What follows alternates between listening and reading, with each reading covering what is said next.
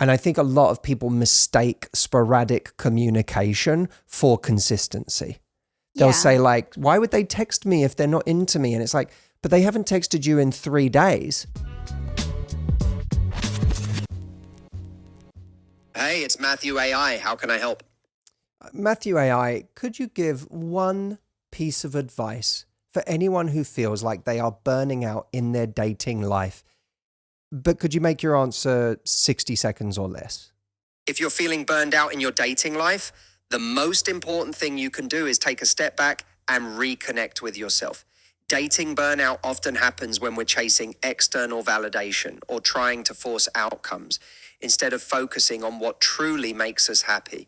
So pause, ask yourself, am I enjoying the process or am I just enduring it? If it feels like a grind, shift your energy toward activities that make you feel alive and confident outside of dating. Whether that's spending time with friends, pursuing a hobby, or just taking care of your mental and physical health. When you're in a better place emotionally, you'll naturally bring a more positive energy to your interactions, and that's when dating starts to feel exciting again. Remember, you're not just looking for someone to choose you. You're also deciding who's worth your time and energy. I mean, here's the crazy part about that.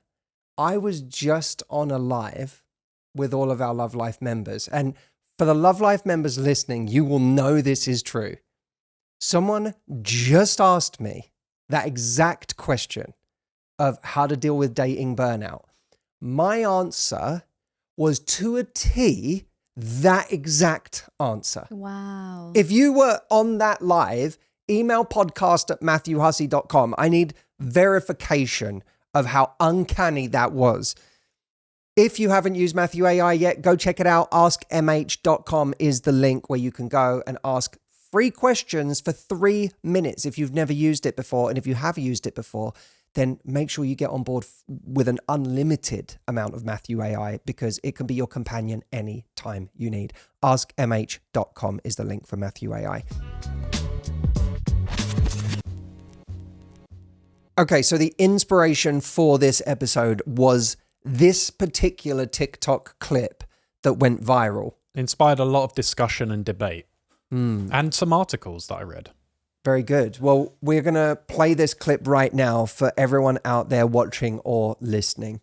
This is my theory. When men meet you in a romantic setting, they put you in a box. Either they want to date you, they want to sleep with you, or they want nothing to do with you. It's very difficult to shift from box to box. And your behavior doesn't really affect what box you're in to a guy. So if he meets you and he's like, I want to date this girl, you could puke on his shoes and sleep with him on the first night and it wouldn't matter. Vice versa, if he meets you and he just wants to hook up, you could make him wait 3 months to sleep with you. It's not going to change that. Women are so different. Meet a guy and we're like, oh, he's just for fun. Then 3 weeks later, we're sitting down to brunch with our friends being like, so I'm thinking about Tuscany for our wedding. Developed this theory because for the years I've noticed with me and my friends, it doesn't matter when you decide to sleep with someone. And I get asked this question all the time. Tinks, how long should I make him wait? What about the 3-date rule? What about the 5-date rule? Sleep with him when you are ready. Waiting to sleep with someone doesn't guarantee that he's going to view you as relationship material. Again, sleep with him when you are good and ready. That's the only thing that matters. And don't worry about it. Interesting. I don't think I agree with anything that was just said. Okay. Well, this is why I want to bring this. There was a lot of assertions in this. Also, what's interesting is the gender difference that's being claimed to be true. That if you're a guy, you've decided what box a woman is in. Because that was what she was asserting, right? Right. If you're a guy, you decide what box a woman is in. And I think what were the 3 she gave? They either want to date you, sleep with you, or not interested at all. Yeah. I think she put it, want nothing to do with you. Brutal. But that's, if you're a guy apparently and you don't, like, whatever happens, you keep someone in that box. But if you're a woman, if you're having, you can say, oh, this guy is just a bit fun. And then a week later, you're talking about it as something serious. That actually goes against what a lot of men have as a theory, right? A lot of guys, you'll hear guys say, like, if she's put you in the friend zone, you're screwed. Right. You're not getting out of there. That's true. So it's kind of interesting to hear it said. Well, she's not saying the friend zone, right? She's saying like a bit of fun. So she's saying if you're romantically interested enough to be sleeping with the person, to be like dating the guy. It's confusing with dating, because dating to me is like English dating, where you go on dates rather than like wanting She a means relationship. like they either want to date you, like be in a relationship. Yeah, with exactly. you. They Yeah. want want a relationship with you. They want commitment from you. But I think what she's saying is that if a woman is dating a guy and, you know, just like going on a few dates, sleeping with him and all of that stuff, that, you know, attraction often builds. Even if she went off in the beginning, she started off saying, oh, it's not like going to be anything serious. She's not talking about breaking out the friend zone. This would be to suggest that there is nothing you can do to get someone to take you more seriously, which presupposes that there was a point in time where a man just sized you up and said, I just want to sleep with her. That is all I'm interested in. But do you think that does happen on early dates, where you will go on a date with somebody? And I think we can make this gendered for the purpose of this video, because I think that Well, the video made it the video gendered. is gendered. Yeah. So do you think there's any modicum of truth to the fact that when you go on a date with a guy, within the first date or the second date, he has already decided whether or not he is going to take you seriously and potentially like commit to you, or just sees you as a little bit fun? Well, hang on though, because what did she say? When did she suggest this happens? In the beginning, she didn't say when, but she's suggesting it's early on. But that's a really big thing, right? Because if we're saying what they've decided by the end of a date, well, you've had a whole date to influence But I think that decision. She's still saying though, like if you go on a date and you make a certain impression, men will then put you in one of three boxes. That's what she's saying. And then she's saying once you're in that box, it doesn't matter if the second date you're like, you know, amazing and do all of the right things, you're already in that box. And so I think it's more they like won't take you seriously. I think it's more like you might disqualify someone because some clash of values comes up really early, or wow, this person is so different to me that this isn't going to work. You can see something like that in the first two dates where you go, they're really nice or they're attractive, but like we have no intellectual connection, we have no emotional connection, and that could make you immediately put them in a box but that's a thing that's unlikely to change because it's fundamental to your differences. So it's not like something on the third date is gonna make them a different person. What would be an example? Like I don't know, maybe you have completely different idea of where you see your life in the next few years, or your personality. Maybe their personality is just a certain way where you're like, they're too loud for me, they're too obnoxious, they argue, like you get into an argument and you're like, I'm a chill person, and they're turning everything into a debate or something. You're like, oh, I can't deal with that. Like, you know, personality stuff. Then you're like, you might instantly go, this isn't going to work. Like, we might have a nice time, but... So you're sort of saying that if someone's decided they're disinterested in you, that's unlikely to change. And if they're a man, maybe they'll still sleep with you because they physically maybe are attracted to you. But if they realize like there's no relationship potential because we're so different, then that disinterest, it's kind of in a way the boxes merge there, because it's both, they might put you in the sleep with you and disinterested category. Well, she said want nothing to do with you. The middle ground for a lot of men is I might not see this person as someone I want a relationship with, but I do still want to sleep with them for a bit of fun. So it's not that I want nothing to do with them. It's just that I'm not interested enough for a relationship. I do want to sleep with them. What you're saying is there are certain things that are really hard to come back from if someone on a first date has already got the sense that you guys just are completely different in ways that he doesn't want. Right, and it might not be they made a fundamental mistake. It might just be like, you're very different people. But I think women do that as well. Men can do things or say things, obviously, that a woman goes, I don't see this guy as relationship potential. I think that happens as well. The two things I will say to qualify this, though, is there's also, if someone doesn't want a relationship or a guy doesn't want a relationship, it could be timing. He may just be very much in a place where it's not even to do with you right now. He might just not be wanting to commit, might have commitment issues. So there might just be something that's nothing to do with you, in which case everyone would go in the casual box. Or you can also influence, I think you can influence with your behavior what box you're in. I think that's definitely true. You could influence, like if you, let's imagine there's also another box of not interested, but they're nice or they're friendly.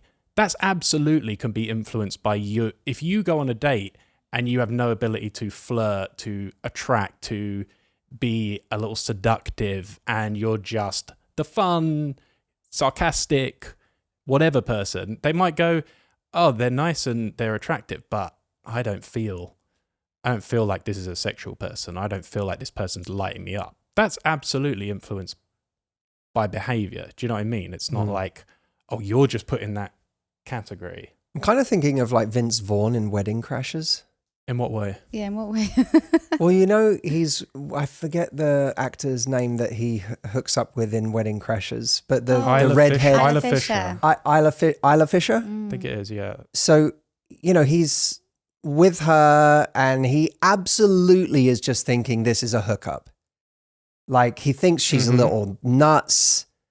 He's like, shit, this is a lot. But like, he's also like, I'm hooking up with her. It's fun, whatever. It's going to be a bit crazy. And then at a certain point, it flips. Like at a certain point, and I'm not saying we should take all our lessons about love from movies, but there is something about the fact that at one point, she kind of laughs at him because he's taken this, she said she was a virgin and he took it really seriously. And then at a certain point, she's like, I just said that because I thought you'd think it was like sexy or something. She's like, really? You thought I was a virgin? And then she like almost mocks him for being so naive. Yeah.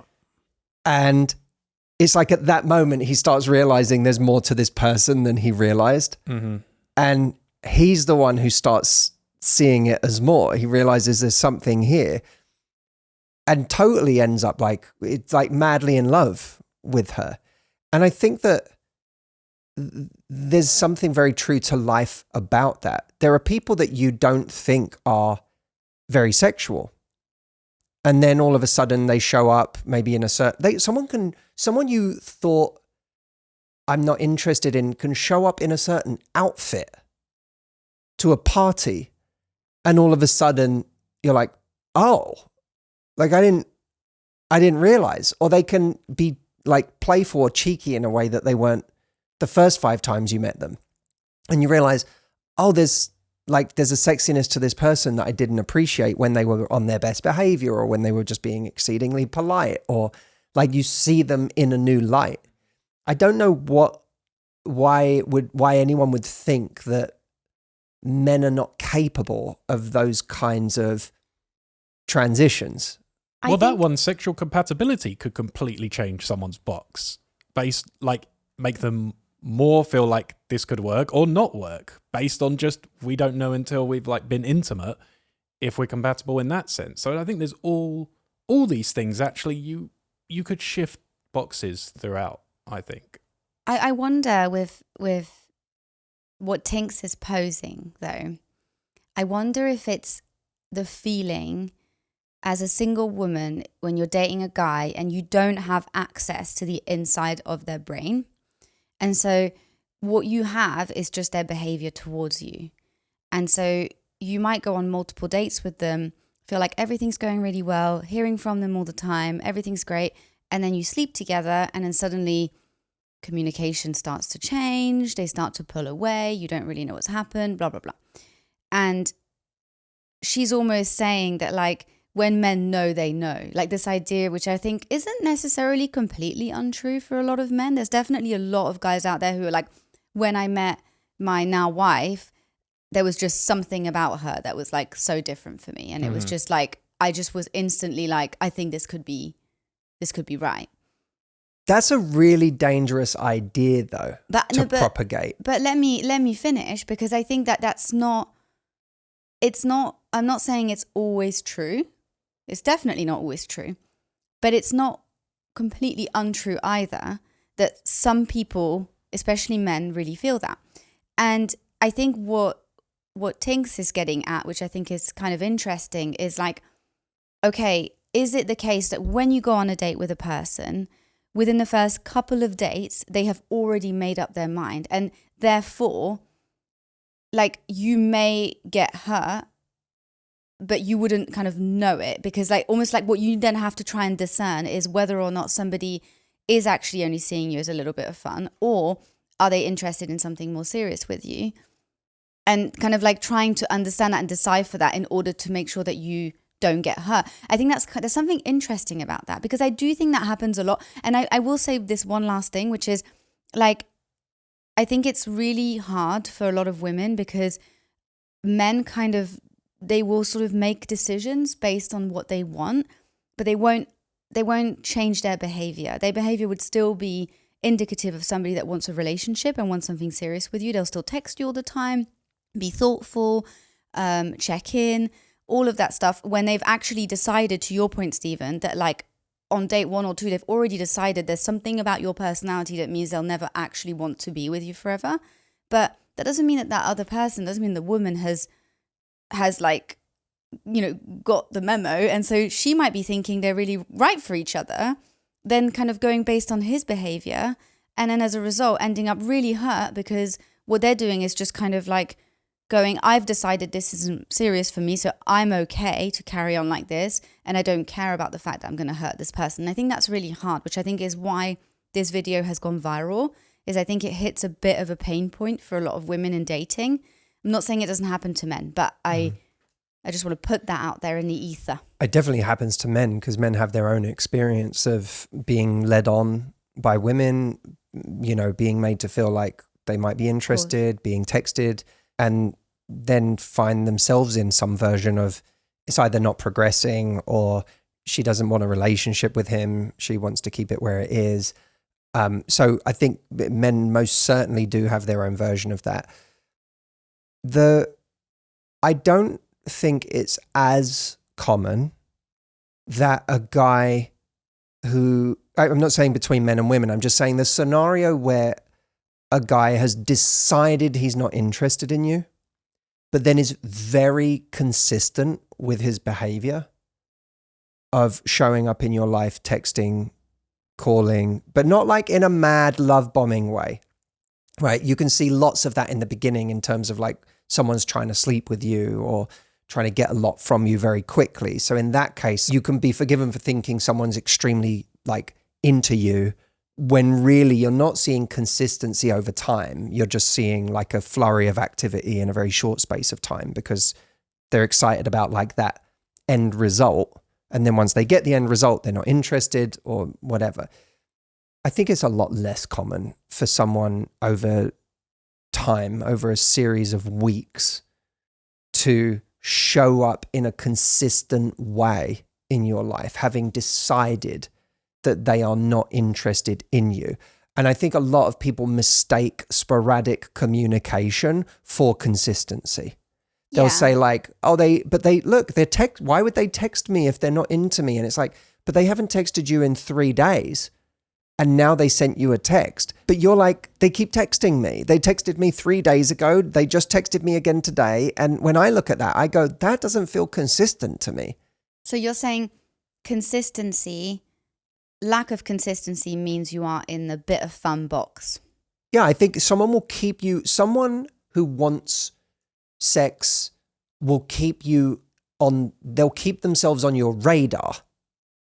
That's not the same thing as someone who you feel like is investing in the interactions. I think that's really hard to discern for people though. I agree with you. I think you're absolutely spot on, but I do think that's why I'm kind of like touching on that consistency point, which we've talked about many times before, but like that's almost like a very practical way of actually discerning where someone stands, because I do think it's really tricky to, if you do hear from somebody every day or every other day, but you're used to that, that's the communication pattern and it's early days. And when you are on dates, everything's really great and they're perfectly lovely and they're planning dates. And you can also be excused for thinking, oh, maybe it's just like their dating style and they don't know me well enough. Yes, but when people say this to me, I'm always interested in the nature of the messages themselves, because it's fascinating how many times people can say, we text all the time and there's this back and forth communication and it's just not progress. I don't get it. Like, he clearly, like, they're texting me, they're doing like, and then when you look at the messages, there is nothing going on in these messages. Like, it is, it's like weather talk. And you're like, that's not a conversation. You can make stuff sound like conversation when you say me and this person text back and forth all the time. It sounds like you're having lots and lots of like actual conversations and you've got to know each other and you've invested in asking each other questions and there's a flow to it, there's a chemistry to it. But actually, when you're just going back and forth with these like surface level messages, nothing interesting is ever happening. You're having as much conversation with this person as you are with the barista in your local coffee shop. The wider point I want to make about all of this is that this idea that you can't switch boxes, it suggests a real lack of agency in having any impact on the way that people think about us. And we have a lot of influence over the way people think about us from the way we show up. The whole point of any work that we do in our organization around standards and boundaries and being able to point out when you're not getting enough, if for you to keep putting in energy to something, the whole point of that is not just to have a boundary that protects you. It's also that by having boundaries and standards with people, you influence. Which it absolutely does make someone more attractive. If they have standards in their life, you see the way they live, you see they have certain boundaries, you are more likely to think, wow, this person's a real catch. And every one of those interactions is a signpost telling someone how to think about you. So the idea that who we are to someone gets frozen in time, in a specific moment, assumes that that impression is the only one that counts. But actually, every interaction we have with someone is a chance to influence the way that person sees us. It's shocking to me how many people in my life, not just romantically, I have realized I was wrong about in some way. It happens all the time. To suggest that dating is this magical realm where that doesn't happen, where someone just is, guys screw it up all the time, by the way, with people that they sleep with and are like, I've just put her in the fun box. And then they see that person, keep sleeping with them, and then at some point they lose them because she actually goes and finds a real boyfriend. And they're like, oh my God, what have I done? I've screwed up here. That happens a lot. And then they, like, ladies, I know you have tons of stories of guys coming back who didn't take you seriously at one point, and now they're like, that was really dumb. I like you. I shouldn't, I treated it too casually. Plenty of women have stories like that. So what is that an example of, if not someone realizing that there was an ignorance to the box that they put you in? And something about the way you moved on with your life, something about the way that you raised your standard and said, this isn't for me, made them go, oh, what was I thinking? Well, and equally, there's a lot of guys who have been, maybe they lived a lot of their young life being put in a friend box and they learned how to get confident in their sexual nature or their flirtation, and that will have completely changed how they were perceived. The thing I will go back to, agreeing with Audrey, and this is, again, why I think this video really struck a chord and is helpful in its way, even if I don't agree with the idea that you're just permanently in a box. I think it helps people who are flogging a dead horse when you think, oh, if I just have this specific rule about when I sleep with them, that's going to make them see me as girlfriend potential. Or if I say this, like, if I could just say the exact right thing in this moment, then he's going to stop seeing me as casual. You know, if I can just like have all the right Jedi mind tricks in that moment, then he's going to flip, even though he's been treating me casually for like 3-4 months or 6 months. Like somehow he's going to see all this potential in me. And I think it stops people who feel like they are holding out for someone to like change their mind. And if you are in that situation, actually, the best thing that you can do is head over to getcommitment.com, because we have a 1-hour training that Matt did, which is incredible. And basically, if you are in a situation where you are dating somebody, you don't really know how to get commitment from that person, you think there's potential, but also you're kind of afraid of having the conversation, this will basically guide you on exactly how to have that conversation, exactly how to influence that person in a way where they will be able to give you commitment if they are in a place where they're actually able to do that, which is obviously a big if, but it's a risk you have to take in order to get that answer. So that training is at getcommitment.com. It's absolutely incredible. It's actually new as well. We've only had it for like a month or so. Tons of people haven't seen it yet. You should go right now and watch it. It's completely free and it's amazing. You're going to absolutely love it.